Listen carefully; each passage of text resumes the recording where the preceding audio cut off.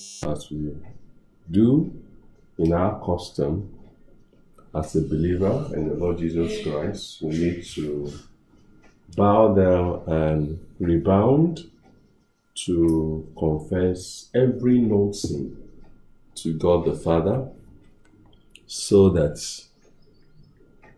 we can be in fellowship with Him, so that we can understand the spiritual tone that will speak to our human spirit, so that we're able to incline to the spiritual knowledge.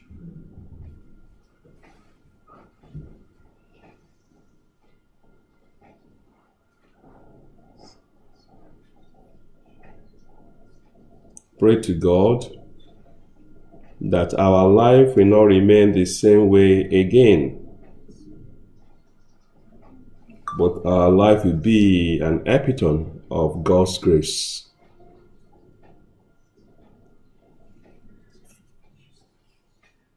That the name of the Lord will be glorified and be magnified.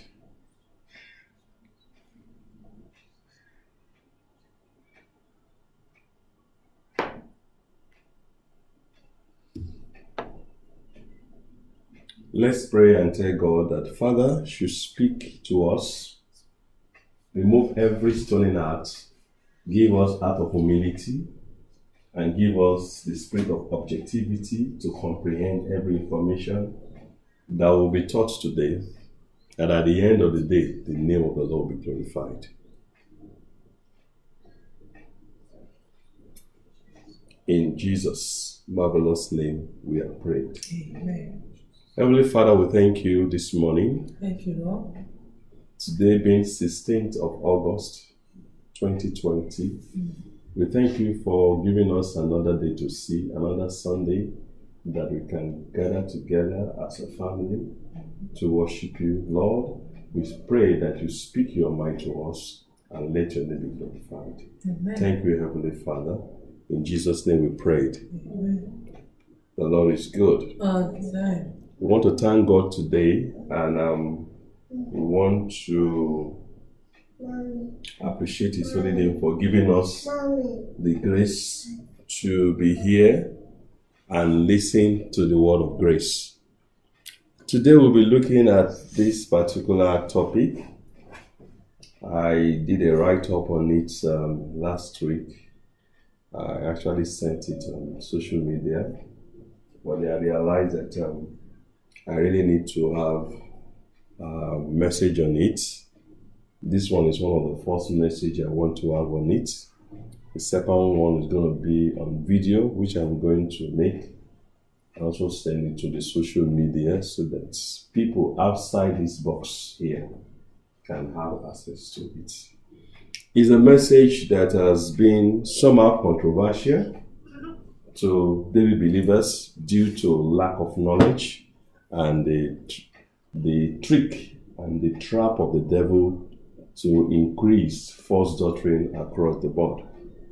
So the topic is: inheritance is not a gift, but reward. As you can see, it's very clear and bold. Inheritance is not a gift, but reward. We need to understand what is a gift and what is a reward. If you don't understand the two, you will be interchanging the meaning for one another. Let me just give you what happened yesterday. Someone just came and said, "Oh, I have a live chicken for you. This is yours." Without giving any kobo. I have a live chicken for you. I never paid for it. It was never mine, but given to us. That is what we call a gift. The person that gave the gift was not expecting anything in return. And that is what we call a gift. But I want to talk about the reward. Reward is something you do or something you earn. You don't just take reward without doing something. Something must be done before you can be rewarded. For example, let me use a normal case study of students going to school. The best 3 students, we have first position, second position, and third position. During the graduation, what will happen? Such 3 students among the class will be rewarded. They don't know what the content is, but they are rewarded for the good work, for hard work that they have done to earn that position. First, second, third in the class. You will not be rewarded for doing nothing. So the topic today is going to be based on inheritance. And how people thought that inheritance is a gift. Inheritance is not a salvation, but inheritance is part of salvation proceeds. Salvation blessings that follows it. As we have a general text, and that is Galatians chapter 5 from verse 19 to 21, read by Andrew Rejoice today in our Bible reading, which is, now the works of the flesh are evident, which are adultery, fornication, uncleanness, lewdness, idolatry, sorcery, hatred, contentions, jealousies, outbursts of wrath, selfish ambitions, dissensions, heresies, envy, murders, drunkenness, rivalries, and the like. And the like connotes that there are many more, but just a few here, of which I tell you beforehand, just as I also told you in time past, that those who practice such things will not inherit the kingdom of God. Now, these are lists of sin committed by group of people. Which group of people? The book of Galatians is talking about who? It's talking about believers. It's an epistle. Epistle means a letter written by Apostle Paul to believers. So the above quotation connotes the believers' incarnality reflects the above sinful patterns, which is not glorifying God and is against God's character. Anything against God's character is sinful in the sight of God. It doesn't matter how good it is in the sight of men. But when God will look the heart of man, especially believer, when they are behaving in different manners, if such behavior is against the will of God or the character of God, such behavior is termed as sinfulness in the sight of God. So the book of Galatians was written by Apostle Paul to the believers in Galatians, which is equivalent to current believers of today's generation.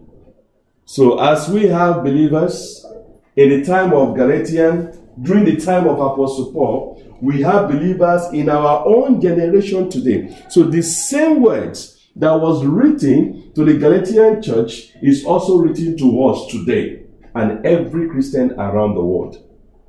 This is the way Apostle Paul letters is being written.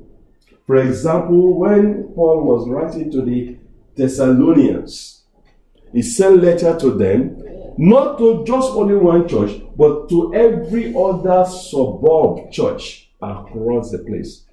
That read it to every church members in different locations and let them listen to this information. So Apostle Paul was writing to the Galatian church, which we can also refer to our own current generation. This word of encouragement that Apostle Paul was giving to the children of Galatian church is a word of edification. For believer who started with God's grace and later did what? Decided to continue in the works of the law as medium whereby the believer could live their post-salvation lifestyle or sanctification procession. Do you know what this means? The Galatian church, they are believers. They have been saved by God's grace. But something happened on the line in their Christian journey.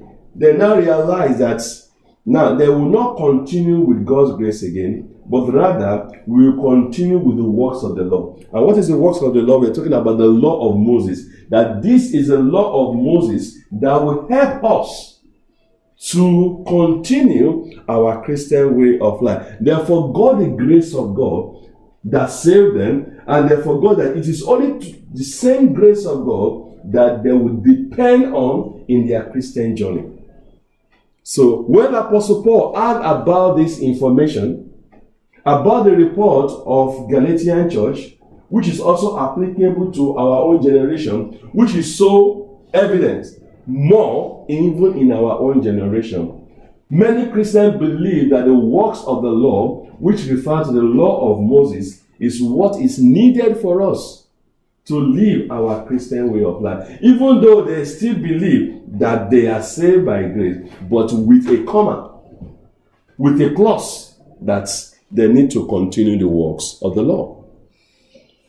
Although believers are constantly and currently battling with what? Sin nature. Or we call it the nature of sin. We can call it old sin nature that wants our body to obey against the will of God. Do you know one thing? Many believers, which are babies, that are being manipulated by false doctrine from the devil, and they gather in their numbers, in their thousands, in different denominations. What they will tell them is that once you are saved, there is no longer sin nature in your body. Believer can never sin. Believer can what? Never sin. So when a believer sins, then you are not actually saved, then you are going to hell. There is no place in the Bible that supports such an idea or such philosophy of men that they have integrated into the Word of God. We should know that even after salvation, all sin nature present in our mortal body. And there's no amount of prayer you pray that will remove the whole sin nature. There is no amount of how close you read the Bible that will take away the whole sin nature. So, between us or inside of us as a believer, there is a battleground between us, that is the sin nature, and the Holy Spirit. And the battleground is who is going to take charge of our soul. Look, Romans chapter 7, verse 8. What does it say? You shall not covet, but sin, taking opportunity by the commandment, produce in me all manner of evil desire. Apart from the law, sin was dead. This is Apostle Paul, the same Apostle Paul that was encouraging the Galatian church. Now in the book of Romans, he is telling us that, hey, see, there was a time I also lived in carnality. There was a time that I was battling with this sin nature because I did not know the know-how, the technical know-how, how to deal with the present sin nature. He said, when sin nature took over him, the sin nature in me produced all manner of evil desire. When sin nature is in control, believer will commit different sorts of sin. See, have you ever imagined the places we read for our Bible reading? Do you actually see the name of the sin mentioned here that the Galatian church are committing? For example, it seems, let us go back to Galatians chapter 5, verse 19 to 21. We see a sin of adultery. Can Christian commit adultery? Yes. Sin of fornication. Yes or no? Uncleanness. Every form of uncleanness. Here we can see even like homosexuality. Lewdness. Idolatry. You know, there was a time one popular pastor in Nigeria rose a rod that people should pray on it. That is idolatry. Sorcery. Going to what? To a sorcerer to tell you the future. Today we can group that as prophets. We can group them as prophets. False prophet that is rampant all over the place. We have hatred. Is the believer not committing such sin? Contentions between believers. That is fighting. Jealousy among believers. Outburst of wrath. Selfish ambition. So don't be surprised when you see believer behaving like that. Dissension, heresy. You see heresy? It is part of what devil is using to ensure that believer is out of fellowship. This one, you use it as early as possible to deal with believer, especially the baby believer. Envy, murder. It's not until you kill somebody that you call murder. You know that? When you speak evil with your tongue against your fellow neighbor, that is murder. It's different from the Old Testament that you need to kill. Drunkenness. I think you know the difference between drunkenness and being drunk. Sorry, drunkenness and drinking a wine. You know the difference, isn't it? Okay.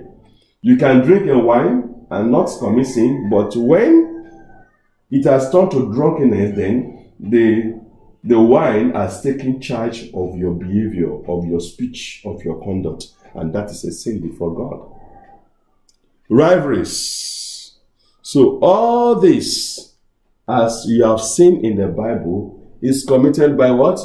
Believers like me and you. So don't be surprised when you see believer committing different kinds of sin. Don't be shocked. What is happening is that they allow sin nature to take charge over them. And when believer allows such, don't forget the topic that we are discussing. It's talking about what? Inheritance is not what? A gift, but what? A reward. So such believers, in such conditions, in a long time, and they refuse to repent means to change their mind and turn to God, such believer will lose their inheritance, even though God has an abundance of blessings for every believer. Let's see. The word sin in this place, Romans chapter 7 verse 8. Romans chapter 7 verse 8. You shall not convert, but sin, taking opportunity by the command, produce all manner of evil desire. That sin is not verb. That sin you see there is a noun. That's what we have here. The word sin in Romans chapter 7 verse 8 is a noun, not a verb. What is a noun? A noun is a name of any person, animal, place, or thing. But what is a verb? A verb is a what? A doing word or an action word. Isn't it? So, this word, sin, in Romans chapter 7, verse 8, is talking about a noun. And if it is talking about a noun, it shows us that it is referring to sin nature, not an action committed or performed. This is a sin nature. And actually, in the book of Romans, most of the word sin that you see there almost 92% of the word sin is talking about now. The remaining is just talking about that. That will tell you the power of sin nature. Apostle Paul at this junction was struggling with sin nature and does not know how to overcome this continuous threat that constantly bullied him anytime he was out of fellowship with God. Apostle Paul's condition of having fellowship with God has been broken. This happened to every child of God. This happened to every what? Every child of God that sin, they break their fellowship with God. I did not put it on the slide, but the Bible makes us understand in John chapter 4 verse 24. If you have your Bible with you, John 4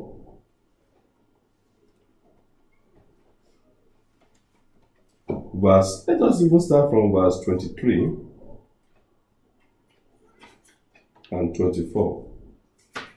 John 4, 23 to 24. I read, but the hour is coming, and now is, not before, now is, when the true worshiper will worship the Father in what? In spirit and what? And truth. That spirit is small letter S, isn't it? That's what about. A believer must be in fellowship with the Lord. For the Father is seeking such to worship him. Father is seeking such. So not all believers are worshiping God in spirit, having fellowship with him. So Apostle Paul at this junction, as I have said earlier on, was struggling with sin nature and does not know how to overcome the continuous threat that constantly bully him. Do you know that it is not only physically that you can be bullied? Sin bully you. Do you know how sin nature bully you? Sin nature take advantages of the commandments and use your body as an instrument against God. That is how it goes. It uses our body as an instrument against the will of God. So, anytime Apostle Paul is out of fellowship, then he has broken that condition to worship God in spirit and in truth. Verse 24 of the same John, chapter 4, which says, God is spirit, and those who worship him must not it's not giving like an advice, it's a command. Must worship him in spirit and in truth. The same small letter spirit, your human spirit, the day you got saved, was regenerated back to you, came alive. That human spirit is what God needed for him to communicate the truth to you. If you are not in spirit with the Lord, that is, in fellowship with him, then you will not understand the things of the truth, the things of the spirit, the biblical content. You will find it difficult to understand it. Now, see the next slide. What do you see there? Paul was defeated by the power of sin nature. Many believers have been defeated by the power of sin nature. How many times? Every day. The same happens to every believer on a daily basis. Believers are struggling with sin and fail to have the adequate biblical knowledge of how can any believer in Christ Jesus overcome old sin nature. Don't forget, old sin nature remains with us as long as we are alive. Now, if old sin nature remains with us and we are alive, and it will make us to sin against God by using our mortal body against the will of God, then how can we overcome this? Because that is the only way we can lose our inheritance in God. So, if we don't want to lose our inheritance with God, how can we deal with sin nature. It is present with us. The only time sin nature will be dead is when we die physically. Romans chapter 7 verse 11. What does the Bible say? For sin, taking occasion by the commandment, take occasion of by the commandment that is Moses, that God gave to Moses to give to the children of Israel, deceived me. This sin you are seeing here is talking about sin nature. The sin nature deceived Apostle Paul. The sin nature deceived believers. By what? Taking occasion of the commandment, the law of Moses. The law God gave to the children of Israel. The sin nature deceived me, and by it is talking about the sin nature. By it killed me. Don't forget, when Apostle Paul was talking about here, he was alive, but he was talking about the sin nature killed him. Did he die physically? No. He was physically alive, but I will not say spiritually dead, temporarily dead, because we have 7 types of death in the Bible.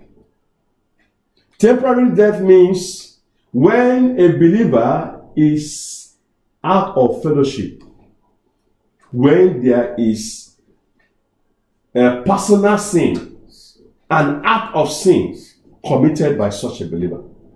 So Apostle Paul said, for sin, taking occasion by the commandment, deceived me, and by it, the sin nature killed.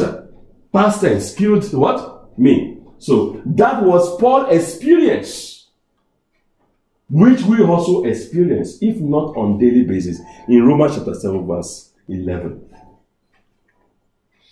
So sin nature could be referred as devil's representative in every believer that contradicts the things of God.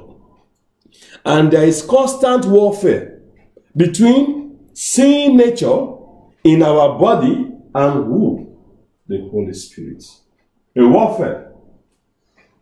What is the warfare about? Both the sin nature and the Holy Spirit want to take dominion of our soul, to control our thoughts, our speech, and our body by our own personal free will or volition, to allow any of these two. Do you understand that? This is what the sin nature wants to do. But the war is between the sin nature and the Holy Spirit. But the person that will determine who wins is us, believers, by our free will and by our volition. Whatsoever or whosoever we want to rule our soul will be determined by our free will. And that is what? Did I want to commit sin? Then you are allowing the whole sin nature to take charge. Then, Galatians chapter 5 verse 19 to 21, where we read, you will be producing different kinds of sin. Apostle Paul said, because of what the sin nature have done, it makes him to produce different kinds of sin. See, Romans chapter 7 verse 8, you shall not convert, but sin, taking opportunity by the commandment, produce in me all manner of evil desire. That is what sin nature can do. It makes you to commit different kinds of sin once it takes charge over your body. See Galatians chapter 5 verse 17. For the flesh lusts against the spirit, and spirit against what? The flesh. You can see, is that not contradiction? Is that not fighting? These are spiritual war that take place in our hearts. The field where the battle takes place is our soul. Unseen battle. The Bible says we wrestle not against what? Flesh and blood, but against what? principalities and power. Apart from that one, the one that constantly happens to us is an unseen battle that takes place in our soul. And these are contrary to one another. The two cannot live in the same place. One must give way to another. It's either old sin nature or Holy Spirit. Who do you want to rule your soul? He said, the two are contrary to one another, so that you do not do the things that you wish. I wish to do good. Paul said, I wish to do good, but the evil is what I am doing. It is not what he wished to do. But if you don't know how to deal with sin nature will deal with you mercilessly. That reason why you see a lot of evil committed by believers, pastors across the world, because they allow sin nature to take charge. Paul understood the sinful lifestyle makes a believer to die temporarily. That is loss of fellowship with God.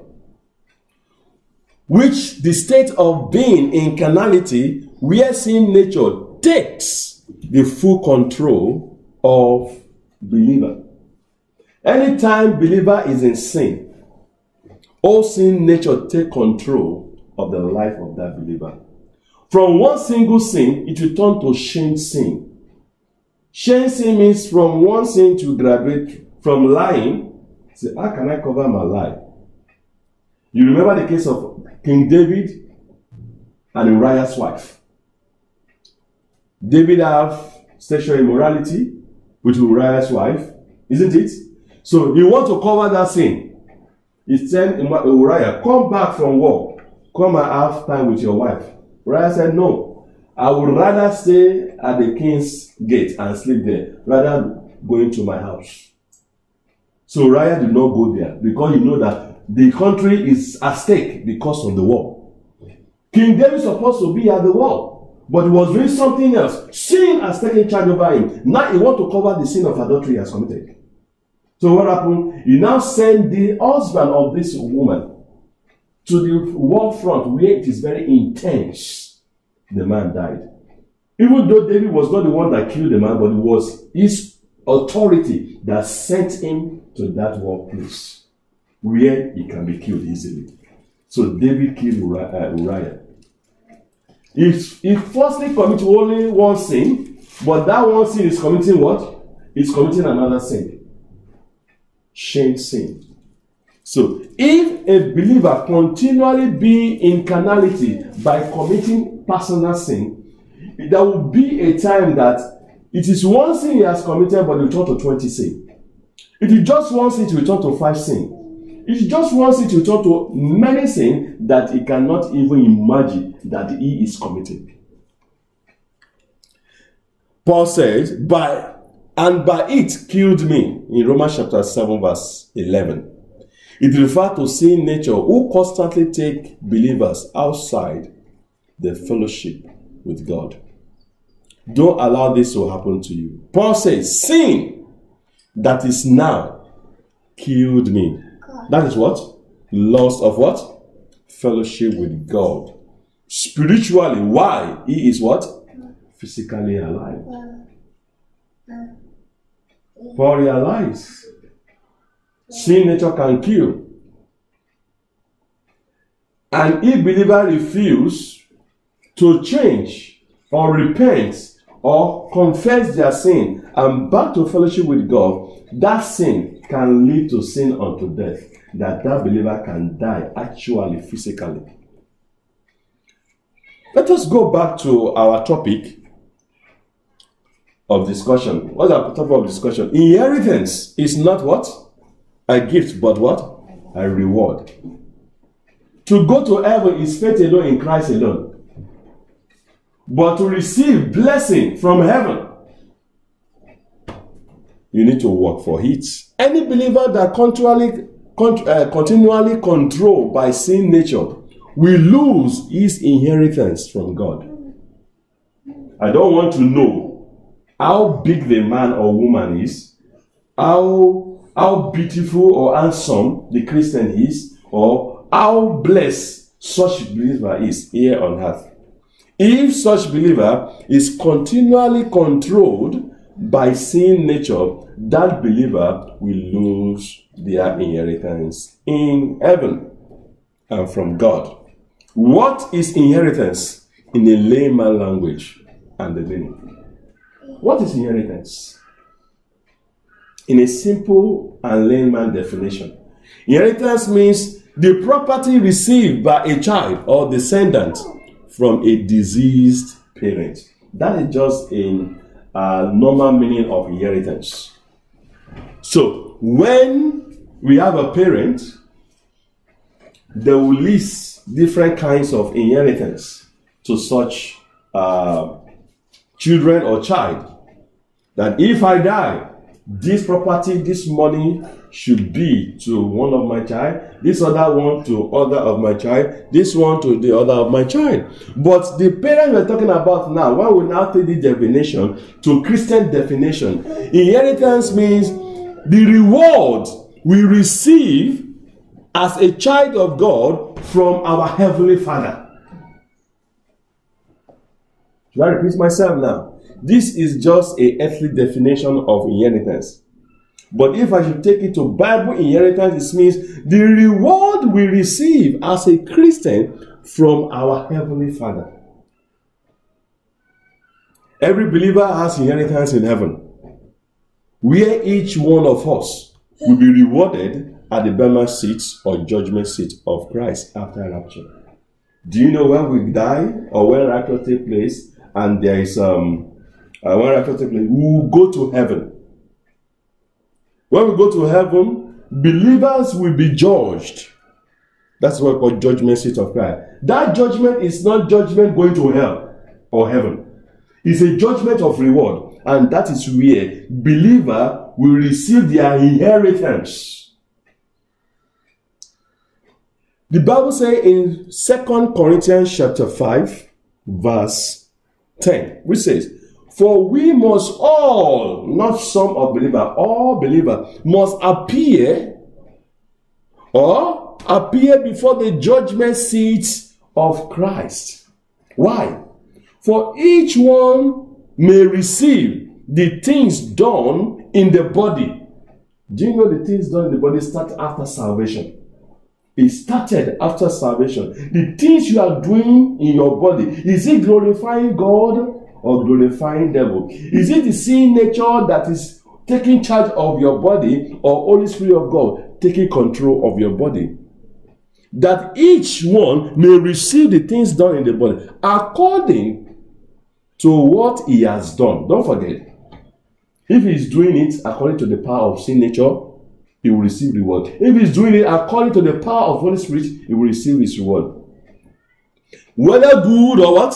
Or bad. Can you see? So things we are doing in our body, only God knows whether it is good or bad. God knows our motive. God knows our intention. So you see some believer doing good. I think this guy is doing good. But you don't know his motive of doing that good. If the motive is wrong, that good before you, it is evil before God and it is sinful. So that's the reason why believer will be judged by God, not by men. So that we can adequately be rewarded and be given our inheritance according to our performance here on earth before we die or before rapture takes place. See another place that gives us a better information and illustration about what we're talking about. In 1 Corinthians chapter 3, verse 12 to 15, which says, now if anyone builds on this foundation, which with gold, silver, precious stone, wood, hail, straw. So we have 6 things mentioned: gold, silver, precious stone, the first 3. Wood, hail, straw, the last 3. The first 3 is when you are being controlled by the Holy Spirit. The last 3, wood, hail, and straw, is when you are being controlled by sin nature. See what will happen. Each man's work, believer's work, will become clear. Not before you, but before God. And at that day, it will be clear before you the reason why the work you are being done, whether it is good or evil. But before that day, you knew before yourself that you are doing this thing to receive man appraiser. So what does the Bible say? For the day we declare. The day is here talking about the judgment seat of Christ. The day we declare it, because it will be revealed by fire.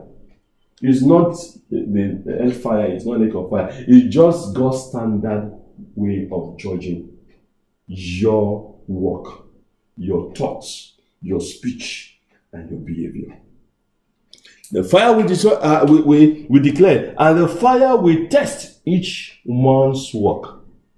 The fire will do what? We test. What is the motive behind this good work? What is the motive behind what you are doing? For the fire will test the work of what sort it is. Do you know? Before man, you can deceive man, but not God. God knows the sort of work you are producing. The sort of work I am producing. If anyone's work which he has built on it endures, that is, he endures the burning of the fire, he will receive what? A reward, not salvation. So a reward is an inheritance that God has designed for every believer that glorifies him. If anyone's work, the first one is the part A, this is the part B now. If anyone's work is burned without the same fire, it does not endure it. The first one endures it, the second one it is burned. When the second one is burned, what will happen? He will suffer loss. Instead of being rewarded, he will lose reward. But he himself will be what? We're talking about your internal security here. No believer is going to hell. It doesn't matter who is saying it, the believer will go to hell. We are told here clean and clear that believer can lose their reward if the motive behind their work done on earth is with wrong motive. We are told that even though he lose or suffer loss, not suffer reward, he will be saved, yet so as through fire.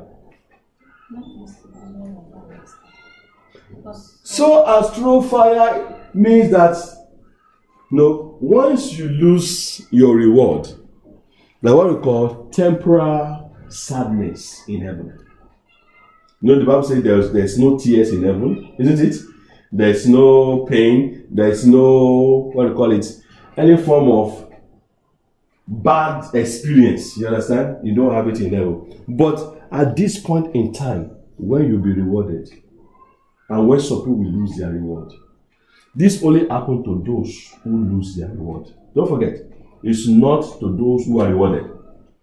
Now, to those who lose their reward, it will be as if they have lost everything.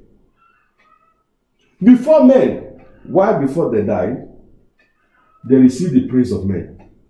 I watch a pastor from South Africa. When the pastor is coming to church, if a president is passing, horse is moving, motorbike like 20, they are moving. The body guy, about four is here, the pastor and the wife. And we have another, oh my God. There are many taking care of the pastor. And the people inside the church, nobody's taking care of them. And the pastor has some people that also hold gun. Anybody that wants to attack pastor, they will shoot the person. Now, such pastor have already received his reward. If he's actually a child of God and he's actually the pastor. Now, so as true fire means there will be sadness temporarily. You understand what I mean? It's not that they will pass through fire. No. All this gold, silver, and precious stone is a language of accommodation of some people's reward. Or some people works on earth, it's like gold. Another people work is like what? Silver. These are work done by the Holy Spirit of God in the life of the believer, but in different categories. You understand what I mean? So here is a temporal moment where believer, those who lost their reward, will feel shame, will feel pain. There can be emotionally distress just for a while. It is at this moment here you will now realize that believers in heaven, they are not the same. Because after the reward has been awarded, do you know when you are in a military, you have those who are called colonel, some are called major, some are just called officer, some are called sergeants. Now, when you look these people, are they the same? They are not the same. But on earth, are we the same? Yes, we are the same. But in heaven, reward will declare the different categories where we belong to. You understand? So, it's a temporary suffering, painful experience that it is here they'll say, oh, and I know, I should not have done that. Our work here on earth will be shown just like a video watching yourself. Your intention, the reason why you are doing that thing will be revealed. God will be bringing your intention out. Just like you are saying, what do you call it, text messages through WhatsApp. You know, nobody knows your heart, but the text message is telling people what is inside your heart. You are not speaking it out now, but you are doing it. But God is bringing out the intention of your thoughts out. That this is what you thought. And this is what you are thinking before doing this. Because of your thoughts is against my will. Even though what you are doing is good, it is sinful in my sight. So such believers lose their reward. Say, hey! I thought I would gain big reward here. God. Have you played some game before? That you think that this game you are going to win it. At the end of the day, you do not win a game. You are so confident that you're going to win a game. Inheritance is a reward from God to every believer that lives a sanctified lifestyle which glorifies God. There's no shortcut to that. Inheritance is a reward from God to every believer. So nobody will say, there's no inheritance for you. No, every believer have equal inheritance. But it now depends. How do you work for your inheritance? Don't forget, I did not mention salvation on this one. No. You know that? Now, Philippians chapter 2 verse 12. Work out your salvation with fear and trembling. That work out is talking about inheritance. It's not talking about salvation, how you are saved by faith alone in Christ alone. The above verse indicates that believers' reward could be lost due to sinful living. Due to sinful living, believers' reward can be lost.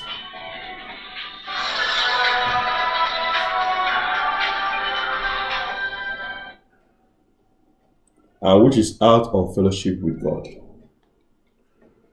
Romans chapter 12 verses 1 to 2, about to finish. I beseech you therefore, brethren, by the mercies of God,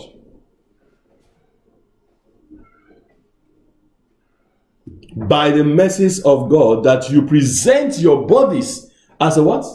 As a living sacrifice, holy, acceptable to God, which is your reasonable service. Don't forget, it is related to John chapter 4 verse 23 to 24. And do not be conformed to this world. This is how to work out your salvation. This is how to work for your inheritance. But be transformed by the renewing of your mind. How do you renew your mind? Constantly study of the Word of God. It makes you to have a new look, a new perspective of things in this world. That you may prove what is that good and acceptable. Not everything is good. It is when you study the word of God and your mind is being renewed, it is then you will know what is good and what is bad. And it is then you will know what is acceptable and the perfect will of God. If you don't have that, you cannot have the perfect will of God. You cannot do good things. You cannot please God. You cannot do the will of God.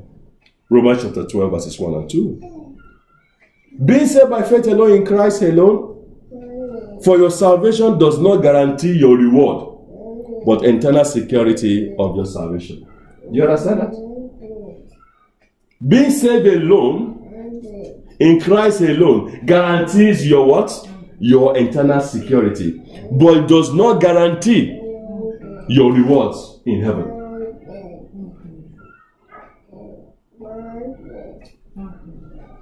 Since we know that we as a believer can lose our reward due to what? Sinful habitual lifestyle.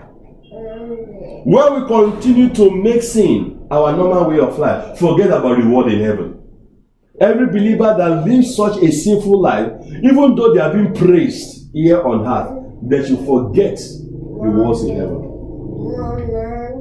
That's the reason why you don't look how successful a believer is on earth to determine his reward in heaven.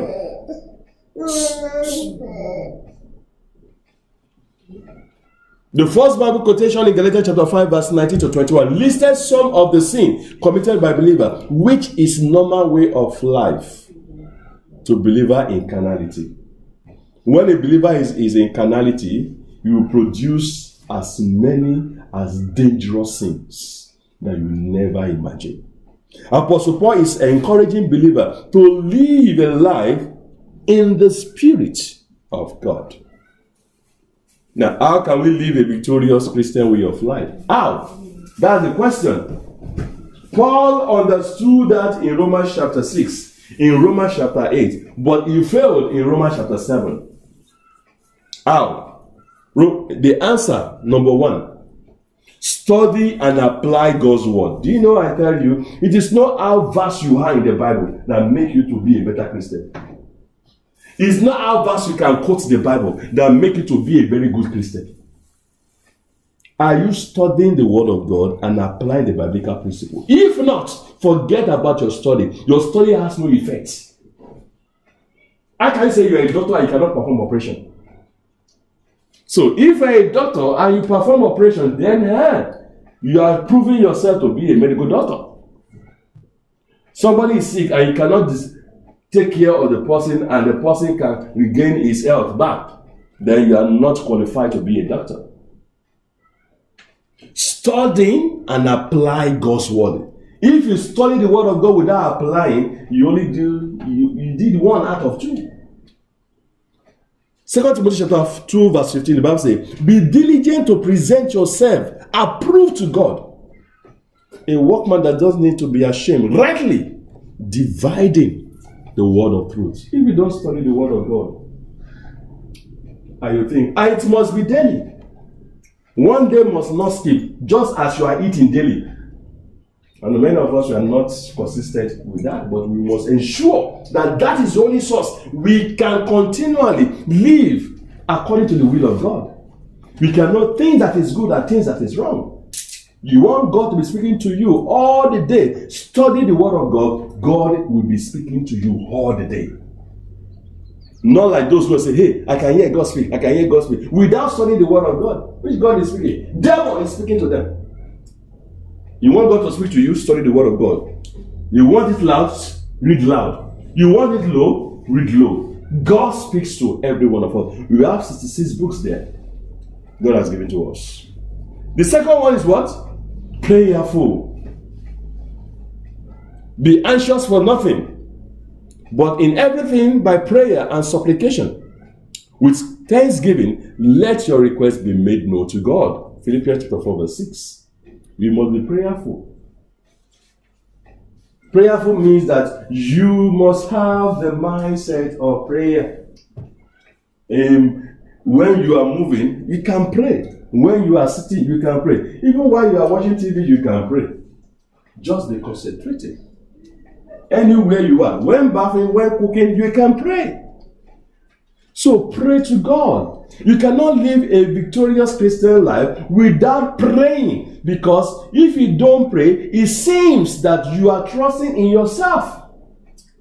It seems you have extra energy to live by it.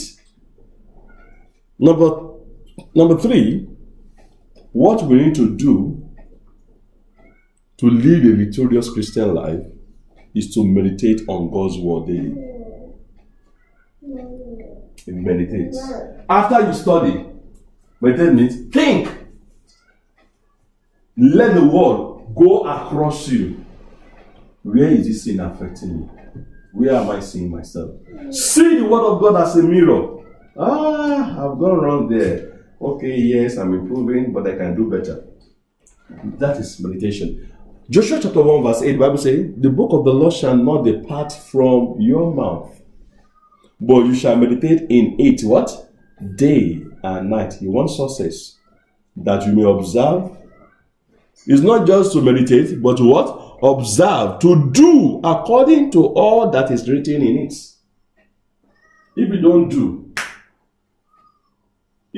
do, but you study the word of God, even you meditate, forget about being rewarded. That you may observe to do according to all what is written. For then you will make your way prosperous, and then you will have good success. It is just recently I saw our people now in Africa. Do you know they celebrate people that are getting success through evil ways? That they are not coming back. They say before, I was sending the video. We don't celebrate people that get money from wrong source. If they get money, what we do then, we do investigation how the money was gotten before the person can be celebrated. These are wrong sources, but we have good sources coming from the Lord. The 4th one, total dependence on God's grace to live a daily spiritual life. You must depend on God. Every day, Father, this is another day. Help me to live my life for you. You must depend on Him. 2 Corinthians chapter 3 verse 5, which says, not that we are sufficient of ourselves to think of anything as being from ourselves, but our sufficiency is from who? God. Always remember that God is your source of your sufficiency. God is your source of power. God is your source of your breakthrough. E, which is point number 5. Never put trust in yourself, because self-confidence for spiritual growth and advancement will amount to spiritual failure. Do you believe in yourself? If you believe in yourself for spiritual growth, you will fail woefully. Proverbs chapter 3 verse 5 to 6. Trust in the Lord with all your heart, and lean not on your own understanding. Do not trust yourself. In all your ways, acknowledge Him. For every decision you're going to make, for everything you're going to do, acknowledge Him. Put Him first, and you realize you're going to have a better result. And He shall direct your path. Proverbs chapter 3, verses 5 to 6. The prayer points I'm going to give for you to pray daily is what? Pray to God to live for Him daily. It's very, very important. May the Lord bless His word in Jesus' name. Let us pray. Father, we thank you. We bless you. We give you all the glory and adoration for your goodness and mercy. We pray, O Lord, as we continue to learn and see that the inheritance is not a gift but a reward. Help us, Lord, to live according to the message we have heard and live for you. Thank you, Heavenly Father. These are many more we ask in Jesus' name. Amen. Praise the Lord. The Lord is good. and all the time.